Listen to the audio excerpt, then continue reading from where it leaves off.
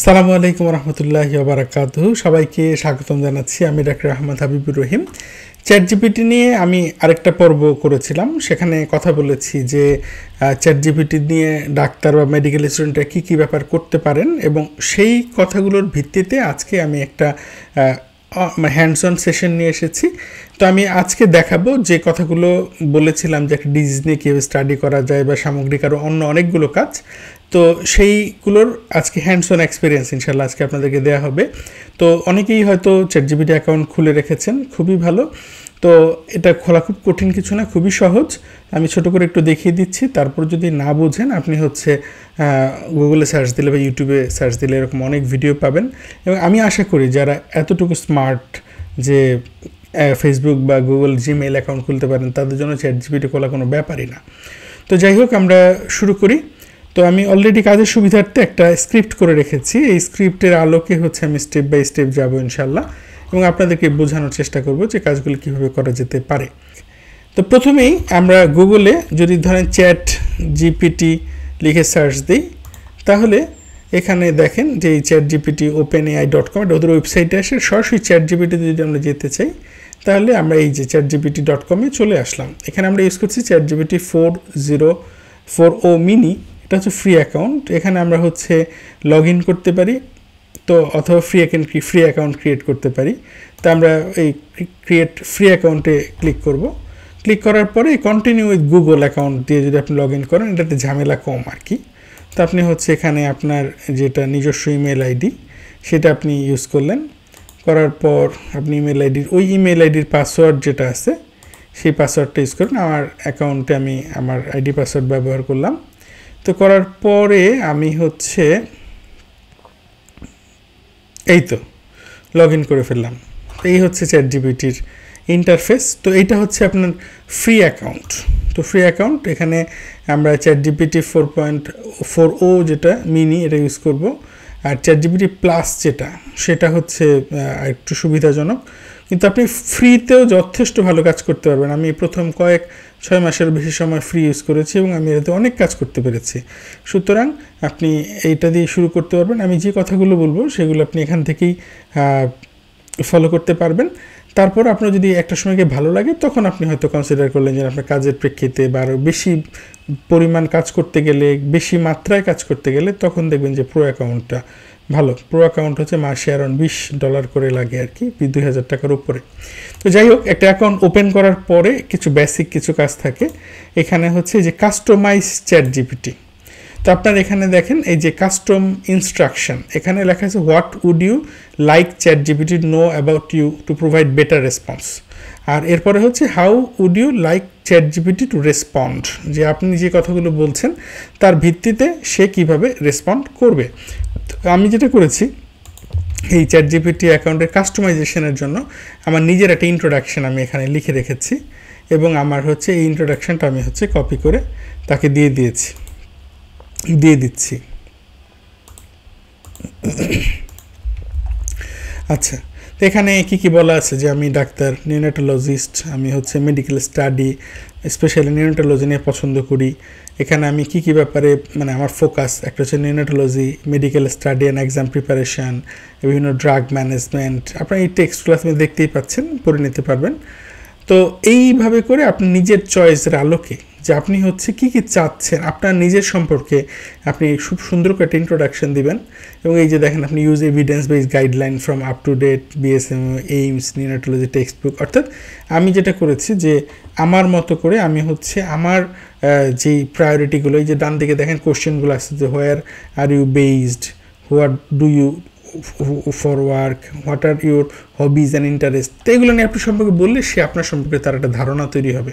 ফলে এর বিপরীতে সে আপনার সম্পর্কে তার একটা সেট আপ সে তৈরি করবে, এবং সেই আলোকেই সে অ্যান্সারগুলো দিবে।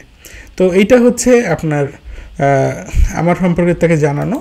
আর তার সম্পর্কে জানানোর যে ব্যাপারটা সেটা চ্যাট জিপিটি কীভাবে রেসপন্স করবে। আমি চাই যে সে ডিটেইলড রেসপন্স করুক, ইনডেপথ এক্সপ্লানেশন দিক, এভিডেন্স বেস কথাবার্তা বলুক, এই বিএসএমওর যে গাইডলাইন বা এইমস আপ টু ডেটের আলোকে, তার ক্লিনিক্যাল ল্যাঙ্গুয়েজ যেটা আমি প্র্যাকটিসিং নিউনাটোলজিস্ট হিসেবে আমি যাতে বুঝতে পারি, তো স্ট্রাকচার্ড হবে, এক্সাম ওরিয়েন্টেড হবে।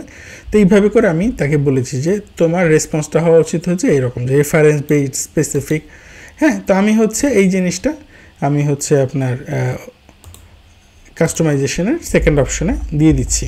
ওকে, তো আমি হচ্ছে এই কাস্টমাইজেশনটা করলাম, এটা বেসিক কাস্টমাইজেশন। এটা করলে যেটা হবে যে চ্যাটজিপিটির আপনার সম্পর্কে একটা খুব ভালো ধারণা তৈরি হবে, যে সে মোটামুটি বুঝতে পারবে আপনি কীরকম লেখা চাচ্ছেন। আপনি যদি চান যে খুব বিস্তারিত অ্যান্সার, তাহলে আপনি বলবেন যে আমার হচ্ছে অ্যান্সারগুলো বিস্তারিত দিবা। আবার আপনার মনে হচ্ছে না শুধু জিস্ট কথাটা খুব সংক্ষিপ্তভাবে পয়েন্ট ওয়াইজ উল্লেখ করে দিবা, তো সেক্ষেত্রে লিখবেন রেসপন্ডের ক্ষেত্রে I want brief short point wise answers with reference. এভাবে করে দিলে তখন সে ওভারঅল আপনার সবগুলো চ্যাটের ক্ষেত্রে সেই জিনিসগুলো মনে রাখবে। এটা হচ্ছে প্রাইমারি কাস্টমাইজেশন। এরপরে আমরা যখন হচ্ছে একটা কনভারসেশন থ্রেড শুরু করব, সেখানে গিয়ে আবার কাস্টমাইজ করার বা এই নতুন করে ইনস্ট্রাকশন দেওয়ার সুযোগ থাকবে, এবং সেখানে এই ইনস্ট্রাকশনটা আরও বিস্তারিত হবে এবং আরও সুন্দরভাবে কন্ট্রোল করার সুযোগটা থাকবে। তো ধরেন আমরা এখন তো অ্যাকাউন্ট শুরু করে ফেললাম, তো আমরা একটু ট্রায়াল বেসিসে দেখি যে আমরা আসলে কীরকম হতে পারে। তো আমরা মূলত একটা পেইড অ্যাকাউন্টই ইউজ করব, পেইড অ্যাকাউন্ট করেই দেখাবো, যেহেতু এখানে পটেনশিয়ালগুলো ভালো করে বোঝা যাবে। কিন্তু তারপর আমরা একটু শুরু করে দেখি যে আমি কীভাবে একটা থ্রেড শুরু করতে পারি। তো আমি এখানে প্রথমে লিখতে চাচ্ছিলাম যে tell me about the neonatal jaundice, কিন্তু আমি এটা আপাতত লিখছি না, এই কারণে যে আমি চাই যে আমি হচ্ছে তাকে প্রথমে একটু রেডি করব, রেডি করার পরে তারপরে হচ্ছে আমি তার সাথে কথা বলবো। ওকে, তো I want to know about neonatology। হ্যাঁ, তা আমি হচ্ছে তাকে প্রথমে একটু যে তার তো অনেক বড় একটা স্পেকট্রাম, তাই আমি প্রথমে তার স্পেকট্রামটা ন্যারো করে নিয়ে আসতেছি যে ঠিক আছে নিওনাটোলজি সম্পর্কে সে আমাকে এখন ফোকাস থাকবে, এবং এই ক্ষেত্রে সে আরও ইন ডেপথ সে অ্যান্সারগুলো দেওয়ার চেষ্টা করবে। তো এই কোশ্চেনটা করার পরে আমি তাকে জাস্ট একটু জানাইলাম, দেখেন যে I want to know about neonatology. সে হচ্ছে এই নিওনাটোলজির টপিকগুলো নিয়ে মোটামুটি একটা সামারি দিয়ে দেওয়া শুরু করেছে, তা ফাইন। তারপরে হচ্ছে আমি এখন হয়তো তাকে কোশ্চেন করলাম যে I tell me about neonatology. তো আমি বেসিক্যালি হচ্ছে এই অ্যাকাউন্টটাতে খুব বেশি কাজ করব না, আমি জাস্ট হচ্ছে প্রথম জাস্ট দেখানোর জন্য যে দেখেন ফ্রি অ্যাকাউন্টে কত সুন্দর কাজ করা যাচ্ছে এবং এখানে কত বড় বড় রেসপন্স দিচ্ছে। তো এই ফ্রি অ্যাকাউন্টের জাস্ট একটা লিমিটেশন বলতে গেলে সেটা হচ্ছে এর মেমোরি থাকে না, অর্থাৎ ইন দ্য লং ইয়েতে গিয়ে আপনি হচ্ছে ধরেন যে কাজগুলো যে করে যাচ্ছেন এগুলো মেমোরি হিসেবে সেফ থাকবে না, ফলে আপনি খুব ভালো একটা সুবিধা যেটা এই মেমোরি থাকার কারণে যে ট্রেইনড আপ হওয়া এই সুযোগটা কম পাবেন, কিন্তু এটাও যথেষ্ট মোটামুটি বেসিকগুলো জানার জন্য এখানে মোর দেন ইনাফ। তো আমি তাকে কোশ্চেনটা করি যে tell me about neonatal jaundice. এখন সে হচ্ছে আপনার এই নিওনাটাল জন্ডিস সম্পর্কে বলা শুরু করছে, এবং এইখানে সবচেয়ে সুবিধাজনক সেটা হচ্ছে এখানে মোস্ট অফ দ্য টাইম এটা হচ্ছে সে খুব সুন্দর গুছিয়ে লিখে দেয়, এবং রেফারেন্সের ব্যাপারটা হচ্ছে সবসময় উল্লেখ না করলেও খুব একটা ভুল এখানে থাকে না, এবং মেজর ভুল খুবই কম থাকে। আপনি দেখেন আমি নিওনাটাল জন্ডিস সম্পর্কে জানার চেষ্টা করি, সেটা কিন্তু ফ্রি অ্যাকাউন্ট, তাতেই দেখেন খুব সুন্দর করে নিওনাটাল জন্ডিস সম্পর্কে লিখেছে, প্যাথোফিজিওলজি লিখেছে, কজেস লিখছে, তারপরে হচ্ছে কোনটার কী কজ, যে ফিজিওলজিক্যাল জন্ডিসের কজ কেমন, এটা অ্যাপিয়ারেন্স কখন, প্যাথোলজিক্যাল জন্ডিসের কী কী কজ আছে, কনজুগেটেড হাইপারবিলিরুবিনে কী কী কজ আছে, clinical presentation, diagnosis and evaluation. দেখছেন মানে এত সুন্দরভাবে আপনাকে হচ্ছে এই জিনিসগুলো বুঝায় পড়ায় দিবে যে আপনি হচ্ছে নিজেই পুরো অবাক হয়ে যাবেন যে এত সুন্দর করে সেই অ্যান্সারগুলো দিচ্ছে। ঠিক আছে, তো আমরা হচ্ছে মূলত একটা অ্যাকাউন্ট ওপেনিং এবং একটা থ্রেড কীভাবে শুরু করা হয়, একটা থ্রেড কীভাবে চালু করে আমরা প্রথমে তাকে একটু রেডি করব, ইনস্ট্রাকশন দেবো যে আমি কী ব্যাপারে কথা বলতে চাই, এই ব্যাপারগুলো নিয়ে একটু ধারণা দিলাম। তো আমরা হচ্ছে এই রেসপন্সটা হয়ে যাওয়ার পর আমরা হচ্ছে বেসিকলি আমরা একটা পেইড অ্যাকাউন্ট থেকে আপনাকে এক্সপিরিয়েন্সগুলো শেয়ার করব, এবং আমরা খুব দ্রুত যাওয়ার চেষ্টা করবো ইনশাআল্লাহ। তো দেখছেন একটা ফ্রি অ্যাকাউন্ট থেকেই আমরা দেখেন যে তাকে নিউনেটাল জন্ডিস সম্পর্কে জেনেছি, কোশ্চেন করেছি এবং এত সুন্দর করে সে পুরো জিনিসটা এক্সপ্লেইন করেছে যে এটা আপনি পড়লে আপনার নিজেরও খুব ভালো লাগবে, মনে হবে যে আপনি বেসিক ব্যাপারগুলো জন্ডিসের এখান থেকে শুনে ফেলেছেন। তারপরে ধরেন আপনি হচ্ছে কোন একটা টপিক নিয়ে আরও জানতে চাচ্ছেন, হয়তো প্যাথোফিজিওলজি নিয়ে একটু জানতে চাচ্ছেন, মেকানিজমগুলো সম্পর্কে জানতে চাচ্ছেন, তাহলে এখানে সে এটা সম্পর্কে আরও ডেপথ চলে যাবে। তো আমরা দেখি ইনশাল্লাহ এই ব্যাপারগুলো নিয়ে কথা বলবো। আচ্ছা, আমাদের অ্যাকাউন্ট ওপেনিং করা শেষ এবং আমরা মোটামুটি একটা থ্রেড খুলে দেখলামও যে আসলে ফ্রি অ্যাকাউন্টে যথেষ্ট কিছু করা যায়। ফ্রিতে চাইলে করতে পারতাম, কিন্তু আমার মনে হয় যে আমরা একটা পেইড অ্যাকাউন্টেই কাজ করি যাতে কোনো ডাউট না থাকে। এবং বাংলার যেই কাজগুলোর ক্ষেত্রে অথবা বিভিন্ন ক্ষেত্রে ফ্রি অ্যাকাউন্টের কিছুটা লিমিটেশন আছে, তা আমি আমার ফুল পটেনশিয়ালটাই দেখানোর জন্য একটা ফ্রি অ্যাকাউন্ট থেকে পেইড অ্যাকাউন্ট থেকেই কাজটা করছি। তো যাই হোক, আমরা শুরু করি। তো প্রথমেই আমার কাজ হবে, আমি স্ক্রিপ্ট ধরে ধরে আগাই। সেটা হচ্ছে যে অ্যাকাউন্ট খোলা আমরা করেছি, চ্যানেল কাস্টমাইজেশনের ব্যাপার যেটা বললাম যে আমাদের এই একটা ফরম্যাট আমি হচ্ছে এখানে দেখিয়ে রেখেছি যে এই প্যাটার্ন ধরে ধরে আমি হচ্ছে আমাকে নিজের কাস্টমাইজেশনটা করেছি। আপনি আপনার মতো করে যে আপনি নিজের সম্পর্কে বলবেন, আপনার চ্যাট জিপিটির রেসপন্স কেমন হওয়া উচিত, এই ব্যাপারগুলো উল্লেখ করে দিলে সে এই আলোকে অ্যান্সারগুলো দিবে। আর পেইড অর ফ্রি অ্যাকাউন্ট আমার মনে হয় আপনি আগে ভালো এক্সপার্ট হন, কারণ তখন আপনি মনে হলে যে না আমি আমার কাজের প্রয়োজনে লাগছে বা কোনো একটা বিশেষ কাজ আমি যে কাজগুলো পরবর্তী উল্লেখ করব সেখানে আপনার মনে হচ্ছে যে পেইড অ্যাকাউন্ট লাগবে, তখনই আপনি পেইডের দিকে যান, অথবা হয়তো একদিন মাসের জন্য পেইড অ্যাকাউন্ট নিয়ে ওই কাজগুলো একসাথে করে ফেলেন। কারণ বাংলাদেশ পার্সপেক্টিভে পেইড অ্যাকাউন্ট সবসময় রাখাটা একটু ব্যয়বহুল। তো যাই হোক, তা আমি স্টার্ট এ কনভারসেশন, তো এইখানেও একটা কাস্টমাইজেশনের ব্যাপার আছে। একটা হচ্ছে সেটিংস থেকে কাস্টমাইজেশন করলাম, আর আমি একটা কনভারসেশন শুরু করতে চাচ্ছি, সেখানে আমি নিজেকে আমি একটু কীভাবে কাস্টমাইজ করতে পারি এটা একটু দেখেন। যে লিখছে যে I want to learn about neonatology in depth, describe things from important clinical aspects, correlate with important lab investigation imaging, kindly give reference to all informations, if needed give relevant example। আমি এরকম একটা intro দিয়ে শুরু করতে চাচ্ছি, আপনি চাইলে অন্য কোনো একটা ইন্ট্রো দিয়ে শুরু করতে পারেন যে ঠিক আছে আমি আমার সাবজেক্ট নিয়ে আমি আসলে বলার চেষ্টা করেছি, কিন্তু আপনি আপনার সাবজেক্ট নিয়েও কথাবার্তা বলতে পারবেন যে আমি হয়তো জেনারেল সার্জারি নিয়ে অনেক ভালো জানতে চাই, অথবা আপনি হয়তো সিম্পল একটা রান্নাবান্নার টপিক নিয়েও হইতে পারে, যে কোনো টপিক হইতে পারে, একদম যে কোনো টপিক নিয়ে আপনি চ্যাট জিপিটির সাথে কথা বলতে পারবেন। ওকে, আচ্ছা, আমি তাহলে এই প্রথম কমান্ডটা দিয়ে আমি একটা থ্রেড শুরু করলাম এবং এই থ্রেডটা শুরু করার পরে সেখানে দেখেন যে মেমোরি আপডেট করা শুরু করেছে। এবং এই কাজটা করে কি যে সে হচ্ছে আপনার কথা থেকে সে কিন্তু শুনে নিল যে আপনি হচ্ছেন একজন নিউনেটোলজি সাবজেক্টের উপরে ইন্টারেস্টেড একজন পার্সন, এবং ওই আলোকে সে কিন্তু আপনাকে আরও বেশি ফোকাসড একটা অ্যান্সার দিবে। এবং এই মেমোরি জিনিসটা হচ্ছে পেইড অ্যাকাউন্টের একটা সুন্দর ব্যাপার। আচ্ছা, তো সে তার মতো করে নিউনেটোলজির বেশ কিছু কথাবার্তা বলেছে, তো এগুলো আমি এখন পড়ব না। তা আমার যেটা টার্গেট হচ্ছে আমি এরপরে যেই কাজগুলো সেটার জন্য আমি হচ্ছে এই কথাটা তাকে বলে তাকে প্রাইমারি রেডি করলাম। এখন জেনারেল ইনফরমেশন জানা, ঠিক আছে, তো এইটা হচ্ছে আমি একটু বোঝার জন্য আপনাকে বলি যে আমি হচ্ছে এখন যদি সেম কোশ্চেনটাই এখানে করি, নিউনেটোলজির যে কোশ্চেনটা আমি করেছিলাম যে tell me about neonatal jaundice, তাহলে আমরা তো দেখেছিলাম যে আগের কোশ্চেনে তার রেসপন্স কেমন ছিল। আমি ঠিক সেম কোশ্চেনটাই আবার পেইড অ্যাকাউন্টে করি, দেখা যাক কী অবস্থা আসে। তো যেহেতু এখানে ইন্টারনেট স্পিডের একটা ম্যাটার আছে বা ওদের রেসপন্সের টাইমের একটা ইস্যু আছে, সুতরাং ভিডিওটা একটু লেন্দি হবে। আমি টাইম স্ট্র্যাপ দিয়ে দেবো ইনশাল্লাহ, টপিক ধরে ধরে যে কোন কাজটা কীভাবে করা যায়।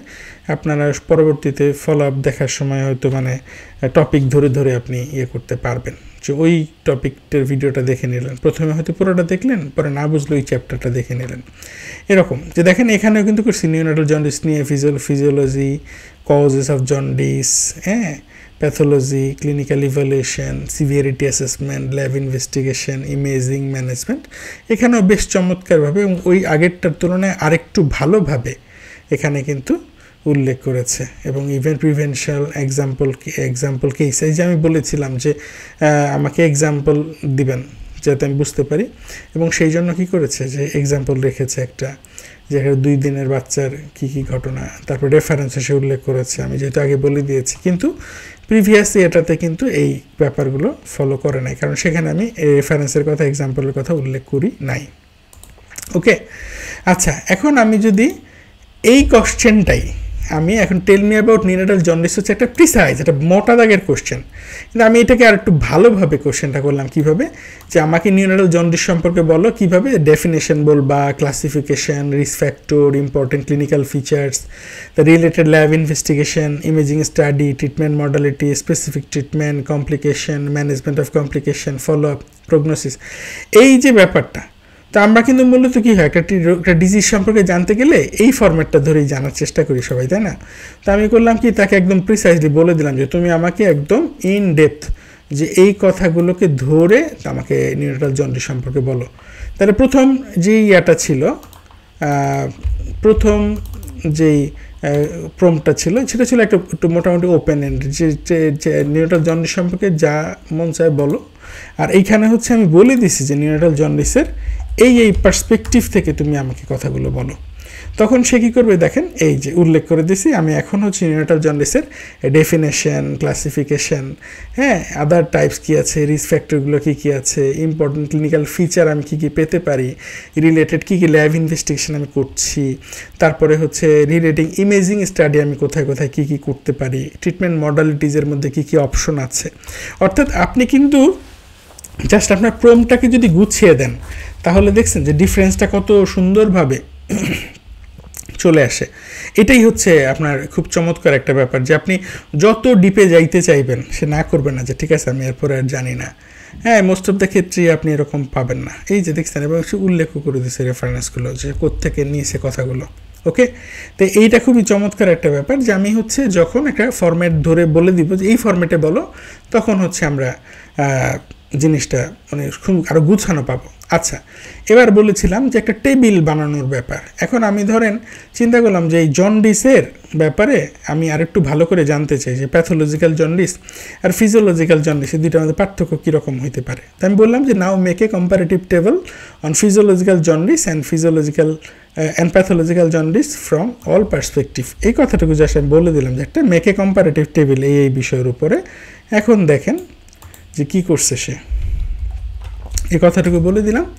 দেখেন কত কম সময় লাগে, যে আমি এইটুকু কথাই জাস্ট তারে বলছি, সে কিন্তু সাথে সাথে আমাকে একটা এই ফিজিওলজিক্যাল জন্ডিস এবং প্যাথোলজিক্যাল জন্ডিসের যে পার্থক্যটা, এই পার্থক্যটা খুব সুন্দর করে সে লিখে দিয়েছে। এবং আপনি যখন এই টেবিলটা পড়বেন আপনার মাথা একেবারে খুলে যাবে যে না ঠিক আছে, আমার জিনিসটা একদম করা আছে, মানে কম্পাইল করা আছে, আমি হচ্ছে এইটাকে ধরে জাস্ট হচ্ছে আমি এই দুইটা ডিজিজের সম্পর্কে পার্থক্যটা জেনে ফেলতে পারবো। ফাইন। আচ্ছা, এখন পরের ধাপে আমি আপনাকে দেখাবো যে একটা টেবিলকে কীভাবে এক্সপ্লেইন করা যায়।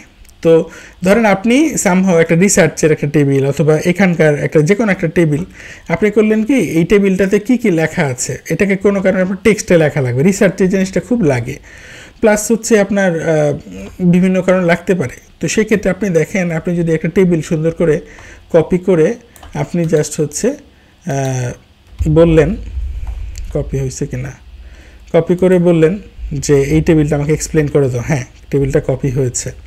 আচ্ছা, আপনি হচ্ছে এখন এটাকে বলবেন যে এক্সপ্লেইন দিস টেবল। এখন সে করবে কি, আপনার যে আমার এই টেবিলটা কিসের উপরে ছিল, টেবিলটা ছিল হচ্ছে যে সেরেব্রোস্পাইনাল ফ্লুইডের যেই কন্ডিশনটা, সেটা হচ্ছে নর্মাল কন্ডিশনে কেমন থাকে, নর্মাল সিএসএফ, ব্যাকটেরিয়াল মেনিনজাইটিসের ক্ষেত্রে কী কী ফাইন্ডিংস থাকে, টিউবারকুলার মেনিনজাইটিসের ক্ষেত্রে কীরকম ফাইন্ডিংস থাকে, এগুলোর যে টেবিলটা, যে কোনটাতে কীরকম, এই টেবিলটা আমি চ্যাটজিপিটি দিয়ে বানিয়েছি। তো এই টেবিলটা আবার সে কী করছে, আমি বললাম যে টেবিলটা আমাকে এক্সপ্লেন করে দাও, আমি টাইটেল সহ টেবিলটা দিয়ে দিলাম। এরপরে দেখেন যে সে কী করলো, সেই টেবিলটা খুব সুন্দর করে আপনার হচ্ছে এই ধরে ধরে টপিক ধরে ধরে আপনার দেখেন যে নর্মাল সিএসএফে ক্লিয়ার অ্যান্ড কালারলেস থাকবে, ব্যাকটেরিয়াল মেনিনজাইটিসের ক্ষেত্রে cloudy turbid due to presence of elevated white blood cell, এমন করে আপনাকে হচ্ছে সুন্দর করে গুছিয়ে সে বলে দিচ্ছে। ওপেনিং প্রেশারের ব্যাপারে সে আপনাকে গুছিয়ে টেক্সট হিসেবে দিয়েছে।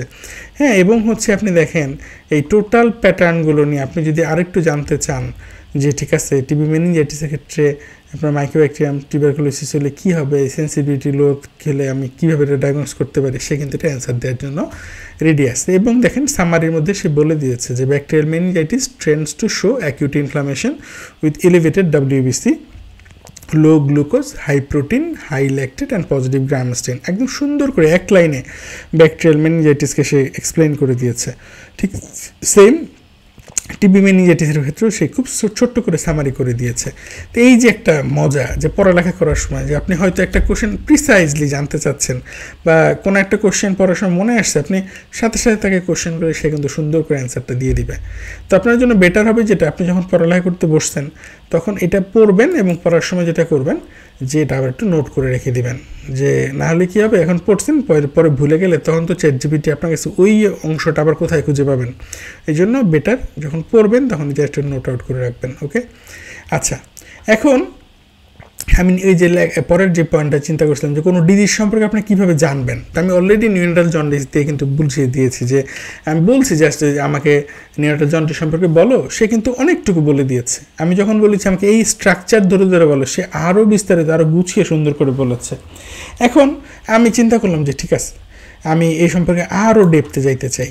ওকে, তো ব্রেস্ট মিল্ক জন্ডিস বলতে একটা জিনিস আছে। তো আমি করলাম কি এই জিনিসটা ওকে আবারও জিজ্ঞেস করি যে একদম যে আমাকে ব্রেস্ট মিল্ক জন্ডিসের প্যাথোফিজিওলজিটা সুন্দর করে একদম বুঝিয়ে বলে দাও। ঠিক আছে, now tell me about the pathophysiology of breast milk jaundice in details. Okay, এই যে দেখেন এখন এই pathophysiology of breast milk jaundice, যারা হচ্ছে এই টপিক্সের লোকজন তারা খুব ভালো বুঝবেন, আদারওয়াইজ আপনাকে এটা মাথার উপর দিয়ে যাবে। যাই হোক, তো খুবই সিম্পল জিনিস। তো যাই হোক এই প্যাথোফিজিওলজি অফ ব্রেস্ট মিল্ক জন্ডিসে দেখেন একদম পুরো যে ব্রেস্ট মিল্ক ওভারভিউ, তারপর মানে কী কী হইতে পারে এখান থেকে, mechanism of breast milk jaundice কী, increase enterohepatic circulation of bilirubin হইলে কী হয়, প্রোলং রিটেনশন। ঠিক আছে, এইভাবে করে পুরোটা আপনাকে এত সুন্দর করে বলে দেবে। ক্লিনিক্যাল কোর্স, ম্যানেজমেন্ট, কন্টিনিউ আপনি কীভাবে ম্যানেজ করবেন, হ্যাঁ ইন ডেপথ এগুলো নিয়ে কিন্তু আপনাকে একটা ধারণা দিয়ে দিয়েছে। আপনি যদি বলেন না শুধু আমাকে প্যাথোফিজিওলজি এক্সপ্লেন করো, সে কিন্তু তাহলে শুধু প্যাথোফিজিওলজি এক্সপ্লেন করবে। কিন্তু এখানে আমি যদি রেফারেন্স দিতে বলেছি বা সেইগুলো, সে কিন্তু রেফারেন্সগুলো উল্লেখ করে দিয়েছে। ওকে, আচ্ছা এখন ধরেন আমি হচ্ছে একটু মানে সাধারণ বাঙালি, আমি হচ্ছে এত ভালো ইংরেজি পারি না। আমি করলাম কি, ধরেন আমি আরেকটা রোগ সম্পর্কে বললাম যে আমাকে বাংলায় বুঝিয়ে বলো, ধরেন ক্রিগলার-নাজ্জার সিনড্রোম, এটার প্যাথোফিজিওলজিটা বাংলায় বুঝিয়ে বলো। এখন দেখেন যে সে কী করে, আমাকে দেখি একদম সাথে সাথে সে ক্রিগলার-নাজ্জার সিনড্রোম বিরল জেনেটিক রোগ যা প্রাকৃতিক লিভারে বিলিরুবিনের সঠিক প্রক্রিয়াজাতকরণে বাধা সৃষ্টি করে, এমন করে সে হচ্ছে টোটাল যে ডিজিজের প্যাথোফিজিওলজিটা খুব সুন্দর করে বাংলায় বুঝিয়ে বলছে।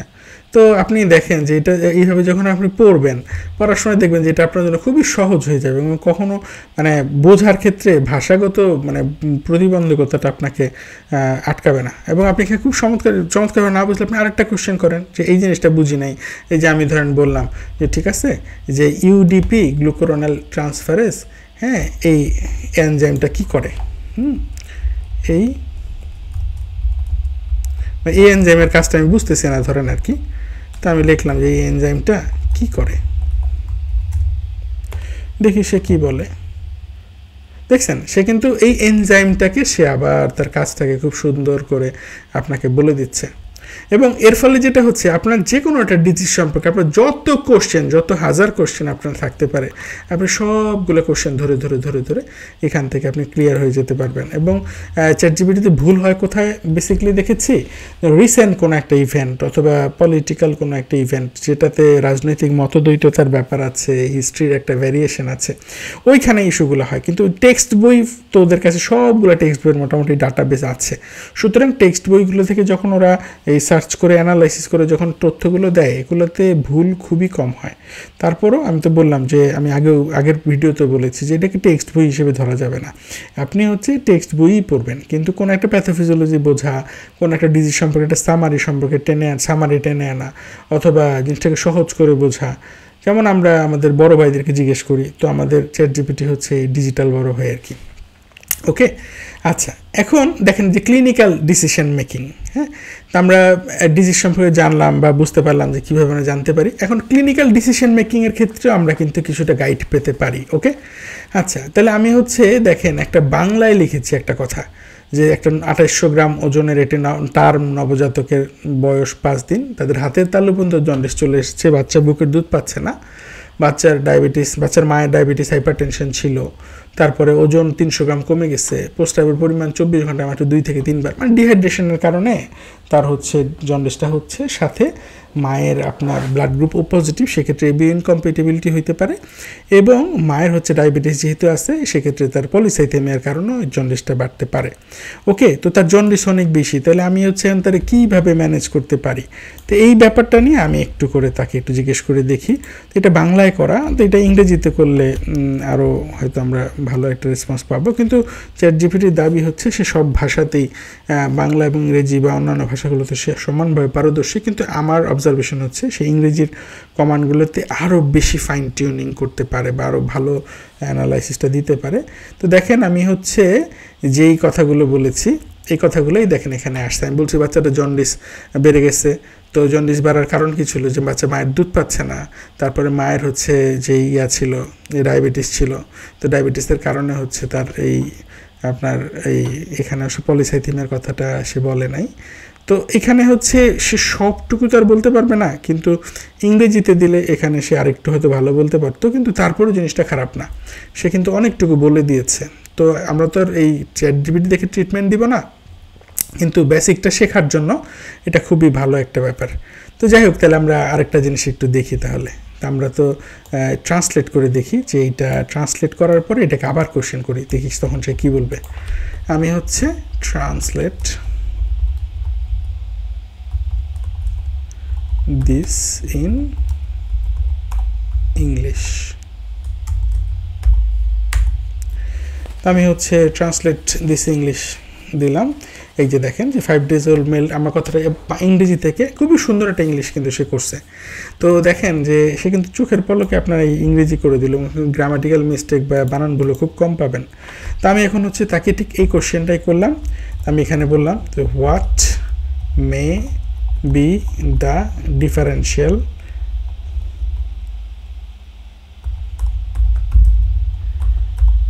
diagnosis। ওকে, এখন আমি দেখি যে কি বলে, যে এই বাচ্চার ক্ষেত্রে তার কী কী ডিফারেন্সিয়াল ডায়াগনোসিস, এই ব্রেস্ট ফিডিং জন্ডিস যেটা বুকের দুধ কম পাওয়ার কারণে, তারপরে দেখেন haemolytic disease of the newborn, non haemolytic haemoglobinaemia, glucose six phosphate dehydrogenase deficiency, infection, sepsis, Crigler Najjar syndrome, maternal diabetes related jaundice. দেখছেন তো ইংরেজিতে আমি যখন দিলাম এবং আর একটু প্রিসাইজলি দিলাম, দেখছেন যে কথাগুলো আরও অনেক বেশি ডিফারেন্ট, মানে আরও বেশি ডিটেইলে চলে আসছে।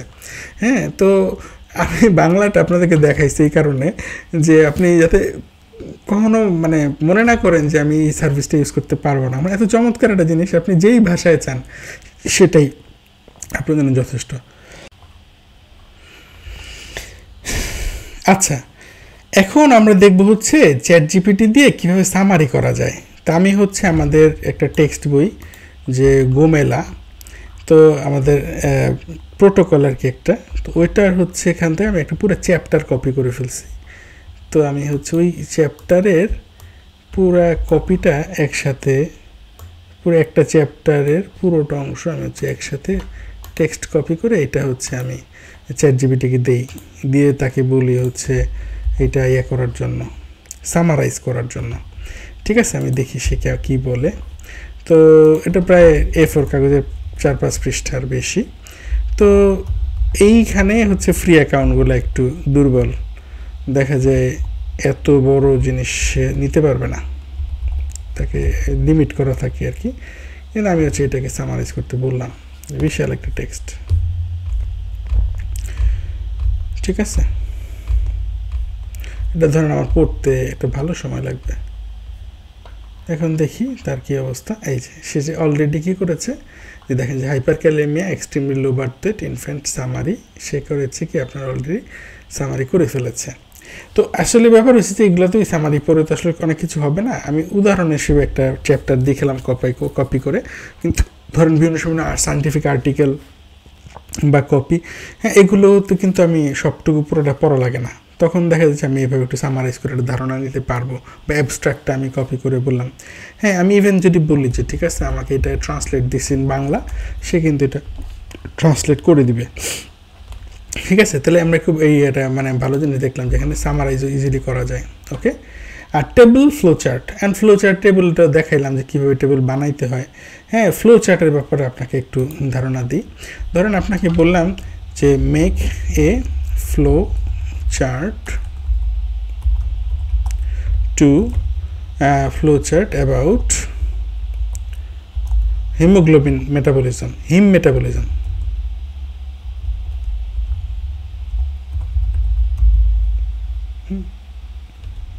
হিমোগ্লোবিনে লিখি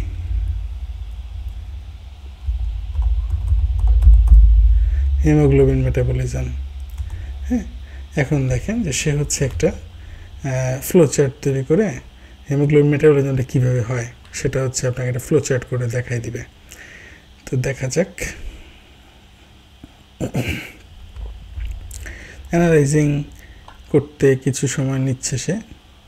আসলে মানে ইন্টারনেটের স্পিডের উপর মাঝে মাঝে এটা ডিপেন্ড করে আর কি, যে স্পিড ভালো না হইলে তখন দেখা যায় যে একটু সময় বেশি লাগে। তারপর ফ্লো চার্টের ব্যাপারটা একটু দেখি। এই যে দেখছেন, সে নেট থেকে কোত্থেকে একটা ফ্লো চার্টের ছবিও নিয়ে আসছে, প্লাস হচ্ছে স্টেপ ডাউন করে আপনাকে একদম জিনিসটা সামারাইজ করে দিয়েছে যে এটা হচ্ছে আপনার the flow chart of human metabolism. ঠিক আছে, হ্যাঁ, এই ছবিটার ব্যাপারে আমার একটু ডাউট আছে। আমি এটা এখনও ওদের রিসেন্ট ব্যাপারটা জানি না, ওরা কি নেট থেকে নেয় নাকি নিজেই বানায়। কিন্তু এই জিনিসটা খুব মানে ভালোই লাগছে আমার কাছে যে একটা ফ্লোচার্ট সহ দিয়ে দিচ্ছে, তারপরে হচ্ছে স্টেপগুলো ধরে ধরে আপনাকে একদম বলে দিচ্ছে। তো এটা খুবই ভালো একটা ব্যাপার। ওকে, তো আমি এখান থেকে অনেক সময় ফ্লোচার্ট ক্রিয়েট করতে পারবো চাইলে। এবার চলে আসেন যে পেশেন্ট। এই যে আমি আরেকটা উদাহরণ দিয়ে রাখছিলাম যে ফ্লো চার্টের ব্যাপারে, যে proper management of sick newborn in NICU to avoid sepsis. দেখি এটা নিয়ে প্রপার ম্যানেজমেন্ট, একটা সিক নিউবর্ন কে কীভাবে ম্যানেজ করলে সেপসিসটা কম হবে, এই ব্যাপারে একটা কোশ্চেন করার জন্য আমি রেখে দিয়েছিলাম। তো এটা দেখি যে কী বলে।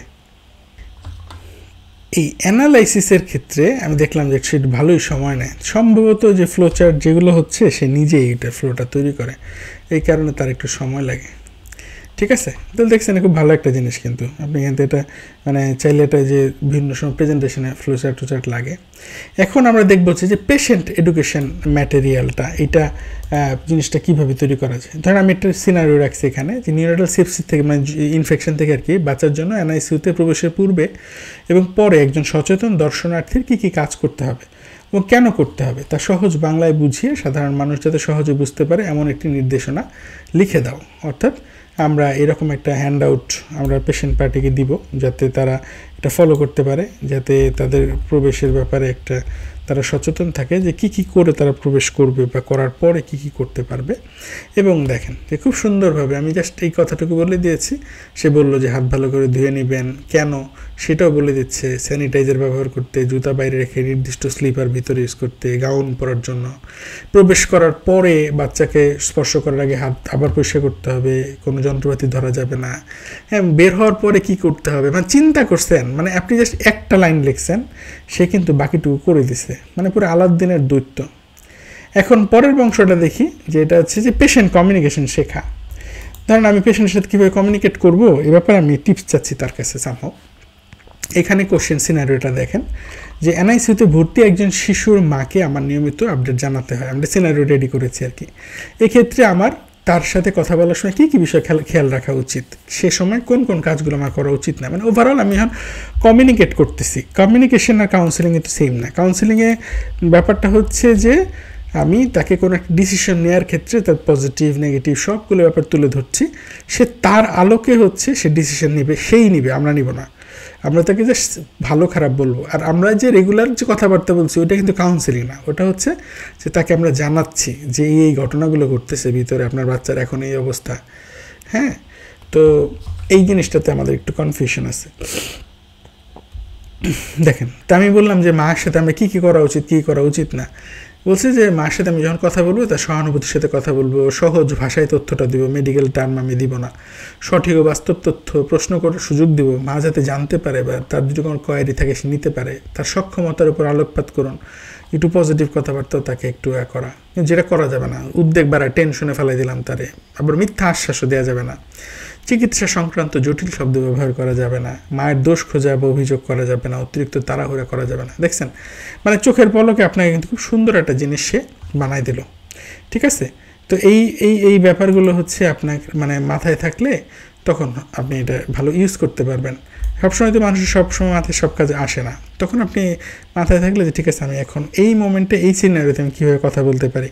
হ্যাঁ, ধরেন আমি কাউন্সেলিংয়ের ব্যাপারে কথা বলি যে একজন মৃত্যুপথযাত্রী নবজাতককে লাইফ সাপোর্টে দিতে হবে, বাচ্চার কন্ডিশন খুব খারাপ, এখন তার স্বজনদেরকে কীভাবে কাউন্সেলিং করলে ভালো হবে। তো এই কথাটা আমি একটু জিপিটিকে জিজ্ঞেস করে দেখি, তো সে কী বলে দেখি। মানে আমি এখানে একটা যে পেশেন্ট এডুকেশন ম্যাটেরিয়াল বানাইলাম, তার সাথে কমিউনিকেশন কীভাবে করা যেতে পারে এই ব্যাপারগুলো আমি শিখলাম তার কাছ থেকে। তারপরে হচ্ছে আমি যখন তাকে একটা খুব ব্যাড একটা নিউজ দিচ্ছি অথবা একটা খুব ক্রিটিক্যাল একটা মোমেন্টে কথা বলছি, তখন আমার হচ্ছে কীভাবে তার সাথে আমি কথা বলতে পারি বা ডিসিশন কাউন্সেলিং করতে পারি, এই ব্যাপারটা হচ্ছে আমার এখানে মানে সে উল্লেখ করে দিয়েছে যে আমি ধৈর্যশীল মনোভাব রাখতে হবে, তথ্যগুলো উল্লেখ করা, চিকিৎসার পরিকল্পনা, আমার কী কী প্ল্যান, তারপরে কি হইতে পারে। আর বাচ্চাটা যে খারাপ হচ্ছে এই জন্য বাচ্চাটা যে একসময় এক্সপায়ার করতে পারে এই ব্যাপারে তাকে মানসিকভাবে প্রস্তুত করা, লাইফ সাপোর্টের বাস্তবতাটা ব্যাখ্যা করা যে কত পার্সেন্ট বাচ্চা একটা সময় ভালো হইতে পারে, ভালো নাও হইতে পারে কত পার্সেন্ট ক্ষেত্রে, এবং সিদ্ধান্ত নেওয়ার ক্ষেত্রে তাকে একটা সাপোর্ট দেয় যে না আমরা চেষ্টা করতেছি, আপনি আল্লাহর উপর ভরসা করে ডিসিশন নিতে পারেন। হ্যাঁ, বিভিন্নভাবে এই যে তাকে যে আমি কীভাবে সাপোর্টটা দিতে পারি, তাকে কীভাবে কাউন্সেলিং করতে পারি, ওই সময় আমার সিচুয়েশন কী আমার সবসময় মাথায় নাও আসতে পারে, অথবা আমি শিক্ষার জন্য যে আমি ওই সিচুয়েশনে যাওয়ার আগে নিজে একটু ট্রায়াল দিয়ে শিখে নিলাম যে এরকম সিচুয়েশন। দেখছেন, এখান থেকে আপনি খুব ইজিলি একজন বড় ভাইকে বললে সে হয়তো সব নাও জানতে পারে, কিন্তু জিপিটি কিন্তু অনেক কিছু জানে। আচ্ছা, এইবার চলে আসেন হচ্ছে যে খুবই গুরুত্বপূর্ণ এবং এই টপিকটা নিয়ে আমি ইনশাল্লাহ আলাদা করে আরেকটা ভিডিও বানাবো যে মেডিকেল রিসার্চ বা থিসিসের কাজে কীভাবে চ্যাট জিপিটি ইউজ করা যায়। আমি একটা খুব স্ট্রংলি বলে রাখি, আপনি যদি মনে করেন যে আপনার রিসার্চ হচ্ছে চ্যাট জিপিটি দিয়ে করে ফেলবেন, এইটা আসলে রিসার্চ হবে না। রিসার্চ আপনাকে শিখতে হবে আগে, এবং শেখার পরে আপনি এখান থেকে সাপোর্টটা নিতে পারবেন, এবং এই সাপোর্টটা নেওয়ার পরে আপনি এখান থেকে এডিট করে এবং রেফারেন্সের মাধ্যমে আপনি কাজ করবেন। চ্যাট জিপিটি আসলে রিসার্চ কপি পেস্ট করার জন্য আসে নাই। চ্যাট জিপিটি আসছে মূলত যে আমরা যেই কাজটা হয়তো 15 দিন লাগাই করতাম, ওই কাজটা আমি হয়তো 3 দিন বা 5 দিনে করতে পারবো। যেই গবেষণার যে ক্রিয়েটিভ রাইটিং যেটা আমার অনেক দিন সময় লাগতো, সেখানে আমি হয়তো টাইমটা কমে আনতে পারবো। কিন্তু আমি শুধু চ্যাট জিপিটির উপর ডিপেন্ডেন্ট করলে আমি লিটারেচার রিভিউ করতে পারবো না, আমি আমার রেজাল্ট ঠিকভাবে লিখতে পারবো না, আমার এই অ্যানালাইসিসগুলো আমাকে নিজেকেই করতে হবে। ওকে, আচ্ছা, আপনি রিসার্চের ক্ষেত্রে একদম এই সবগুলো টপিকে খুব সুন্দরভাবে কাজ করা যায়, যে টপিক সিলেকশন, লিটারেচার রিভিউ, গবেষণার প্রশ্ন মানে রিসার্চ কোশ্চেন, রিসার্চ হাইপোথিসিস, অবজেক্টিভগুলো লেখা, প্রোটোকল লেখা, ডেটা অ্যানালাইসিস কীভাবে করবেন।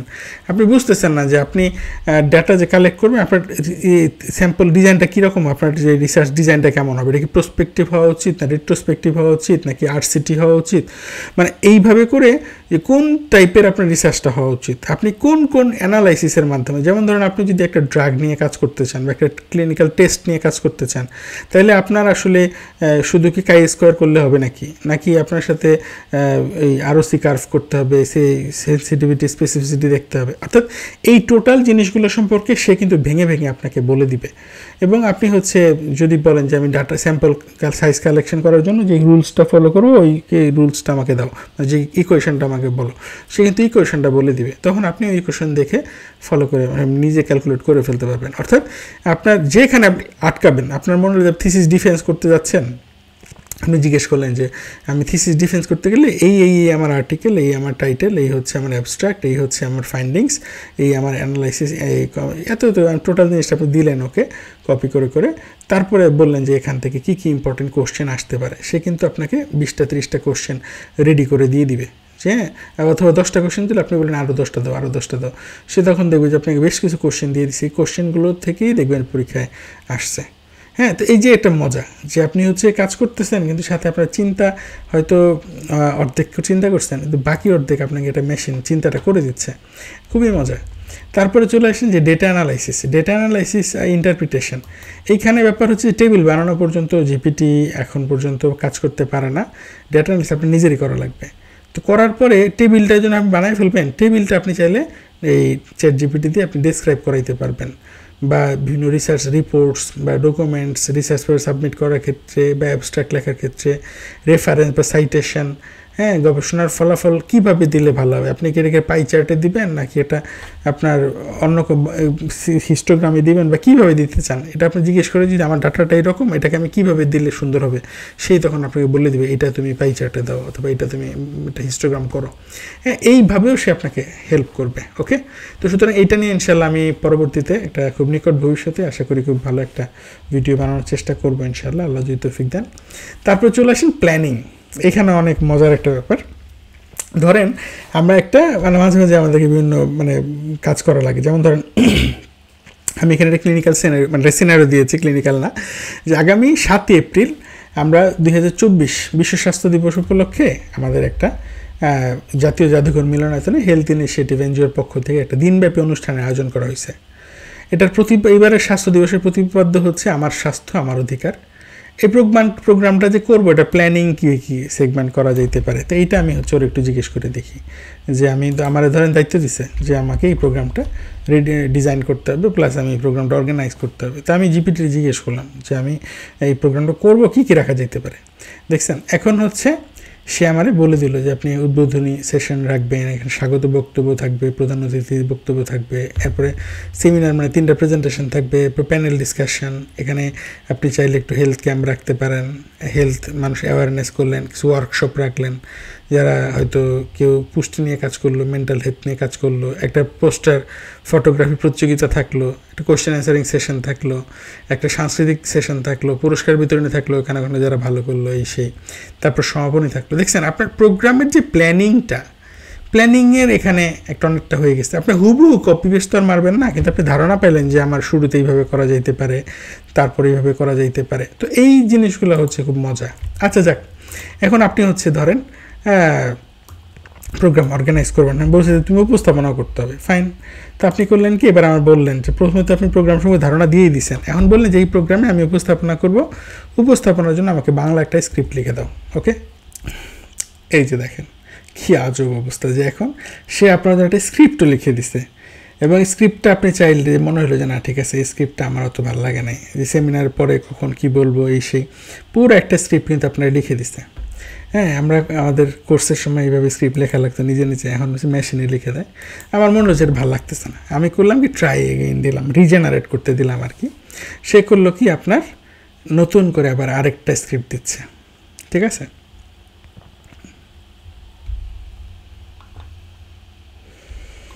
তো আপনি এখান থেকে তো আর কপি পেস্ট করবেন না, মানে আপনি যে এখানে একটা ধারণা পাইলেন যে ঘটনাটা এইভাবে ঘটানো যাইতে পারে, এবার আমি একটু শব্দ চেঞ্জ করলাম, বাক্য চেঞ্জ করলাম, তারপরে হচ্ছে টপিকটা একটু এদিক সেদিক করলাম, কিন্তু এই যে একটা সুন্দর একটা মানে শুরুটা করে দেওয়া, এবং আপনার একদম জিরো থেকে শুরু করা লাগতেছে না, আপনি যে মোটামুটি একটা পেয়ে গেছেন। এখন ধরেন আপনার কাছে এইটা অথবা আপনি বলেন আবার রিজেনারেট করতে, সে আবারও করবে। এখন আপনার মনে হলো যে আপনি আগের স্ক্রিপ্টটাই মনে ভালো ছিল, তাহলে আপনি ব্যাকে গেলে তখন আপনি আগের স্ক্রিপ্টটা পাবেন আছে। আর ঠিক আছে যে না পরেরটা তো ভালোই আছে, আচ্ছা তাহলে পরেরটা আবার চলে গেলাম। ওকে, তো এই হচ্ছে সিস্টেম। তাহলে সে আপনাকে স্ক্রিপ্ট লিখেও দিল, ফাইন। যে প্রোগ্রামও করলেন, আপনি স্ক্রিপ্ট উপস্থাপনা করলেন, অ্যান্ড স্যার বলছে যে এটার প্রেস রিলিজটা তোমাকে লিখে পাঠাইতে হবে, তো আপনি বিভিন্ন পত্রিকায় পাঠাইতে হবে। তো আপনি লিখছেন যে এই অনুষ্ঠানে উপস্থিত ছিলেন বিশ্ব স্বাস্থ্য সংস্থার মহাসচিব মিস্টার বং চং গং, আরও ছিলেন জাতিসংঘের এশিয়া জোনের মহাসচিব জনাব উহুরে কাতুকুতু, কি নোট স্পিকার ছিলেন ডক্টর আহমদ হাবিবুর রহিম। ওনারা বলেছেন যে আমাদের প্রচুর স্বাস্থ্য নিয়ে প্রোগ্রাম করতে হবে, এইসব প্রোগ্রামে সিঙ্গারা সমুচে অনেক মজা হয়, উক্ত প্রোগ্রাম নিয়ে বিস্তারিত একটি প্রেস রিলিজ লিখে দাও। তো আপনি এই কথাটুকু তারা বলে দেন যে কে কী বলছে, কে কে ছিল। তো আমি বলে দিলাম এখন জিপিটি হচ্ছে একটা প্রেস রিলিজ লিখবে আর কি, এটা আমি বিভিন্ন ছবি টবি সহ এই প্রেস রিলিজটা আমি পত্রিকায় পাঠাই দিব। দেখেন, তো সে এখানে উল্লেখ করে দিয়েছে যে 7 এপ্রিল স্বাস্থ্য দিবস উপলক্ষে জাদুঘরে অমুক অমুক জায়গায় এই হয়েছে, এবং এখানে এই ঘটনা করছে। এই যে দেখেন এশিয়া জোনের মহাসচিব জনাব উহুরে কাতুকুতু, হ্যাঁ, এবং এই যে বিশ্ব চিকিৎসক আহমদ হাবিবুর রহিম কি নোট স্পিকার বিনোদর, এই যে অনেক কিছু ঘটনা ঘটাইছে। হ্যাঁ, এরকম করে যে দেখছেন একদম সুন্দর করে একটা ফরম্যাট দিয়ে দিচ্ছে। আপনি মনে হলো যে না আপনি আর অন্যরকম করছেন, তাহলে বলেন যে নিউজের মতো করে লিখে দাও, তাহলে সে কী করবে দেখেন যে নিউজের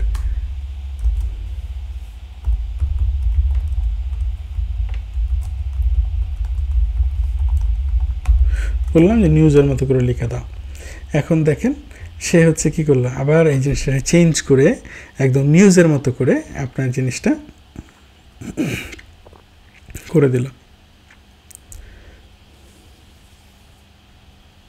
ঠিক আছে, তো এইভাবে করে আপনি হচ্ছে একদম বহুত কিছু তারা দিয়ে করাই নিতে পারবেন, এবং জিনিসগুলো কোয়ালিটি খুব একটা খারাপ হয় না, ভালোই লাগে। ঠিক আছে, এখন ধরেন এই নিউজটার আবার করবেন কি, আপনি ধরেন ট্রান্সলেশন করলেন, ধরেন যে এটাকে আপনি বাংলা থেকে ইংলিশে ট্রান্সলেট করবেন, আপনি ইংলিশ পত্রিকার নিউজ আপনি দেওয়া লাগতে পারে। দেখেন আমি একসাথে কিন্তু অনেকগুলো কাজ শিখাই ফেলতেছি আপনাদেরকে যে কোনটা কীভাবে যাইতে পারেন। তো এখন ধরেন আমি এই কথাটাকেই বললাম যে ট্রান্সলেট দিস ইন ইংলিশ, অথবা আমি চাইলে অন্য একটা লেখাই না নিচে দিয়ে কপি করে বসাই দিই, সেটাও হবে। কিন্তু আমি যেহেতু উপরে কথাটা আছে, আমি বললাম যে এটাকে ইংলিশে ট্রান্সলেট করে দাও। আমি ট্রান্সলেশন তো আগে আপনাদেরকে দেখাইছি, দেখছেন সুন্দর করে এটা একটা ইংরেজি ট্রান্সলেশন হয়ে গেল, এবং ওদের ট্রান্সলেশন বেশ ভালোই হয়, খারাপ হয় না, এবং মোটামুটি। তো আমি এখানে একটা স্ক্রিপ্ট রাখছিলাম, এদিকে আর গেলাম না। এখন আমি ধরেন যে জার্নালটা পপুলার জার্নাল হচ্ছে পার্সপেক্টিভ ম্যাগাজিন, ওইখান থেকে আমি হচ্ছে ধরেন একটু নিলাম আর কি। তো এইটাকে আমি বললাম যে কপি করে, যে এটাকে আমি বললাম যে এটাকে বাংলায় ট্রান্সলেট করো, তাহলে এটা আমি বললাম ট্রান্সলেট দিস ইন বাংলা। ঠিক আছে, এইটা সম্ভবত ব্রিক্সের উপরে কোনো একটা ছিল, গুগলে সার্চ দিয়ে বের করছি আর কি। দেখছেন এই যে পররাষ্ট্রনীতির মূল সংলাপ হলো সবার সাথে বন্ধুত্ব, কারোর সাথে বৈরতা নয়, আন্তর্জাতিক রাজনীতি কিছু স্থায়ী নয়, সবার সাথে বন্ধুত্ব, খুব সুন্দর বাংলায় ওরা কথাবার্তা বলে। এবং আপনি যদি মনে হলো প্রথম অনুবাদটা ভালো হয় নাই, তাহলে আপনি একটু রিজেনারেট করলে আপনি আরও ভালো কিছু পেয়ে যাবেন। ওকে, তাহলে এই হচ্ছে আপনার ট্রান্সলেট করা। আরেকটা কাজ বাকি আছে, সেটা হচ্ছে ওসিআর করা। এটাও খুব মজার একটা জিনিস। ওসিআর মানে হচ্ছে অপটিক্যাল ক্যারেক্টার রিডিং রিকগনিশন, যে একটা পিডিএফ বা কোনো একটা ফাইল থেকে ছবি তুলছেন আপনি, ইংরেজি লেখা আছে, সে করলো কি ওই লেখাটা আপনার সে হচ্ছে ক্যারেক্টারটা পড়তে পারে। এটা গুগল ডক্সের মাধ্যমে করা যায়, চ্যাটজিপিটি আরও সুন্দর করে করা যায়। আচ্ছা, আমরা যে ফেসবুকে যেভাবে ছবি আপলোড দিই ওইভাবে করেই আমরা আপলোড দিব আর কি। তো এরকম করে আমরা জাস্ট সিম্পলি হচ্ছে আমাদের আপলোড দিলাম। তো এখানে দেখেন আমি যদি 3-1-2 হয়ে গেছে, তো এটা একটু ঝামেলা, পেজ নাম্বারটা ধরে একটু গেলে সুবিধা। 3 যদি দেই, তারপরে সিলেক্ট করি 3-2-1, এই এখন হচ্ছে প্রথম দ্বিতীয় তৃতীয় পেজটা সিরিয়ালি আসছে আর কি, এটা নিচে দেখা যায়, এটা হলো সুবিধা। এখন আমি করলাম কি, এই কথাটার উপর ভিত্তি করে এই যে ছবিগুলো আপলোড দিল, আমি বললাম যে right this texts without any change। দেখেন, তাই আমি হচ্ছে ছবিটা আপলোড করে দিলাম। এখন হচ্ছে আমি তিনটা পেজ, হ্যাঁ, পেজ 1 2 3 আমি দিলাম। এখন তার কাজ হচ্ছে সে এই জিনিসটা কপি করে আপনার হচ্ছে পুরোটা জিনিস টাইপ করে দিবে। এখানে ওরা মাঝে মাঝে একটু ঝামেলা করে, সেটা হচ্ছে যে নিজের মতো করে এই টপিকের একটা সামারি দেওয়ার চেষ্টা করে, কিন্তু সেক্ষেত্রে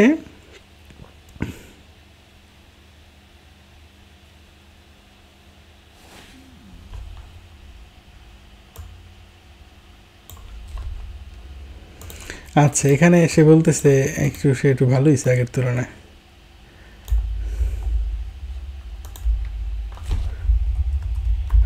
আমি তাকে বললাম যে আগে রাইট দিস টেক্সট, আমি ডু ওসিআর বললাম, হ্যাঁ, ফ্রম পেজেস, আমি এটা বলে দিলাম। এখন দেখি যে কি অবস্থা, কি আসে। ইনবর্ন এরর মেটাবলিজমের পরে এইমস প্রোটোকলের কয়েকটা পেজ ছবি তুলে আমি রেখেছিলাম পরীক্ষার সময়। এই যে দেখেন, আমি জাস্ট বললাম, তারপরে সে করলো কি আপনার inborn error metabolism clinical presentation, এগুলোর দরকার নেই। আমি জাস্ট আপনি দেখেন যে টেক্সটগুলা ধরেন এই যে প্রথম এই যে inborn error metabolism clinical presentation, এই যে টেবিল, হ্যাঁ, এটা তো একটা টাইপ করা একটা সিম্পল একটা ছবি, হ্যাঁ, এই ছবিটা থেকে সে করলো কি আপনার একদম সুন্দর করে ওসিআর করে দিল পেজ ধরে ধরে, বুঝতে পারছেন? তো এই হচ্ছে মজা। তো মোটামুটি আপনি হচ্ছে আমি বেশ কিছু কাজ আপনাদেরকে দেখাইছি। তো এই সবগুলো কাজে আপনি প্র্যাকটিস করলে আস্তে আস্তে দেখবেন যে আরও অনেক এক্সপার্টাইজে আপনি এটা অ্যানালাইসিস করে অনেক কিছু করে ফেলতে পারতেছেন। তো এই ছিল আর কি আমার আজকে টিউটোরিয়াল। আপনারা যদি কোনো কিছু না বুঝে থাকেন বা কোনো আলাদা কোয়ারি থাকতে পারে চ্যাট জিপিটি নিয়ে, তো সেক্ষেত্রে হচ্ছে আপনারা এইটা মানে আমাকে কমেন্ট করতে পারেন, তাহলে আমি হচ্ছে হয়তো আপনাকে হেল্প করার চেষ্টা করব। তো ইনশাল্লাহ পরবর্তীতে চ্যাট জিপিটি নিয়ে আরেকটা টিউটোরিয়াল নিয়ে আসবো ইনশাল্লাহ, যে রিসার্চ মেথোডোলজি। আরও কিছু জানার থাকলে কোয়েশ্চেন করতে পারেন। তো সবাই ভালো থাকবেন, আল্লাহ হাফিজ, আসসালামু আলাইকুম।